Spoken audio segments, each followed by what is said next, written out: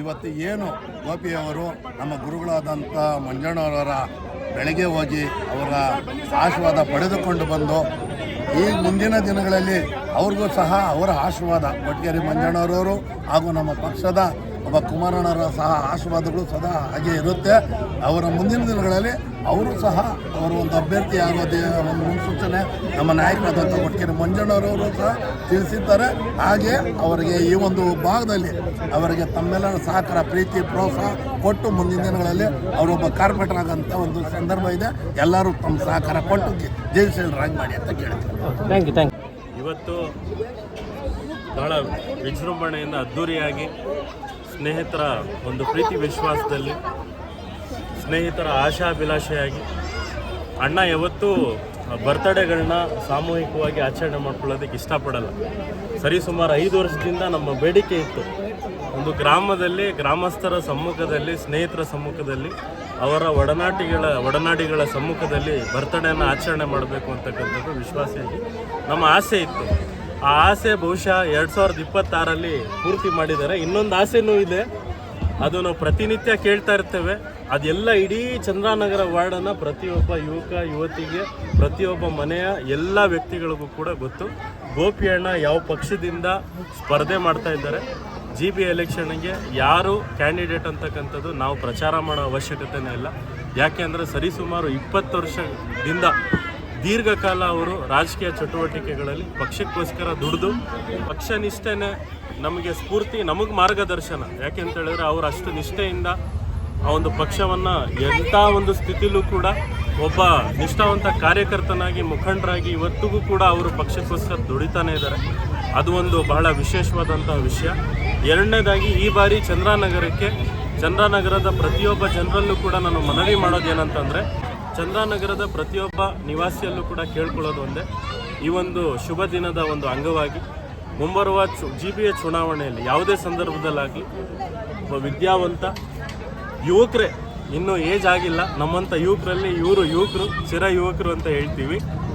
ಅವರ ಒಂದು ಪಕ್ಷಕ್ಕೋಸ್ಕರ ದುಡಿಯೋದು, ಜನಸೇವೆ, ಜನರ ಮಧ್ಯೆ ಇದ್ದು ಜನಕ್ಕೋಸ್ಕರ ಅವರು ಮಾಡಿದಂಥ ಸೇವೆಗಳು ನಾವೇನೋ ಒಂದು ಕೇಳಿದ್ದು ಅಥವಾ ಕಂಡದಲ್ಲ, ನಮ್ಮ ಕಣ್ಣಾರೆ ನೋಡಿ ಅವರ ಒಂದು ಜೊತೆ ನಾವು ಸುತ್ತಾಡಿ ಅವರು ಮಾಡ್ತಕ್ಕಂಥ ಕೆಲಸಗಳು ಸೇವೆಗಳನ್ನ ನೋಡಿ ನಾವು ಸ್ಫೂರ್ತಿಯಾಗಿ ಅದನ್ನು ಅಳವಡಿಸ್ಕೊಂಡಿದ್ದಕ್ಕೆ ನಾವು ಹೇಳ್ತಾ ಇದ್ದೇವೆ.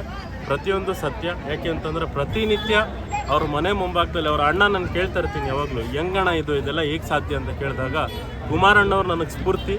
ಕುಮಾರಣ್ಣವ್ರ ಮನೆ ಮುಂಭಾಗದಲ್ಲಿ ಯಾವ ರೀತಿ ಜನಸಾಮಾನ್ಯರು, ಪಕ್ಷ ಭೇದ ಭಾವ, ಜಾತಿ ಭೇದ ಭಾವ ಎಲ್ಲ ಏನೂ ಇರಲ್ಲ, ಸರ್ವೇ ಸಾಮಾನ್ಯರಾಗಿ ಜನರಲ್ಲಿ ಒಬ್ಬರು, ಎಲ್ಲ ಜನರಿಗೂ ಕೂಡ ಅವರು ಯಾವ ರೀತಿ ಅವ್ರ ಹೃದಯ ಮಿಡಿಯುತ್ತೋ ಅದೇ ರೀತಿ ಭಗವಂತ ನನಗೂ ಆಶೀರ್ವಾದ ಮಾಡಿ ಜನ ಸೇವೆ ಮಾಡಲಿಕ್ಕೆ ಒಂದು ಅವಕಾಶ ಮಾಡಿಕೊಡ್ಬೇಕು.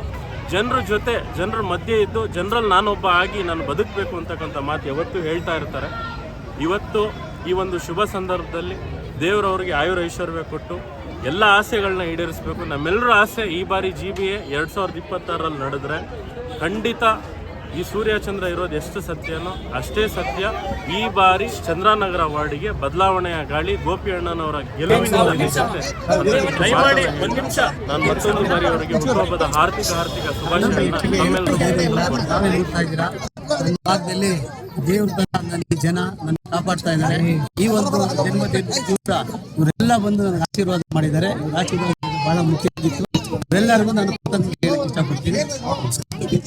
ಸರ್, ಜನ ನಿಮ್ಗೆ ಇಷ್ಟೊಂದು ಬರಕ್ ಕಾರಣ ಏನ್ ಸರ್?